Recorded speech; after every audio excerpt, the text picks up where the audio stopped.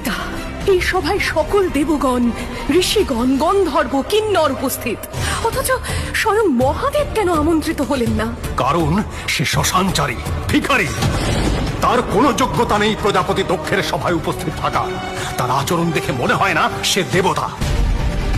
কিছু শ্মশানচারী ভূত প্রেত তার অনুচর। এখানে সম্মানীয় দেবতা, ঋষি ও বিশিষ্ট জনেরা উপস্থিত। ওই ভিক্ষুক চালচুলোহীন শিবের স্থান নেই এই দক্ষের সভায়। পিতা, পতি নিন্দা শোনা মহাপাপ। আমি আপনার মুখে শিব নিন্দা শুনলাম। এই কর্ণ দগ্ধ হয়ে গেছে পিতা। এমন অনাচার সতী সহ্য করতে পারছে না। আমি এখনই সবার সামনে এই অশুদ্ধ দেহ ত্যাগ করব। সতী, ক্রোধ সম্বরণ করো। এই শ্মশানচারীর জন্য তুমি দেহত্যাগ কেন করবে কন্যা? ওম নমঃ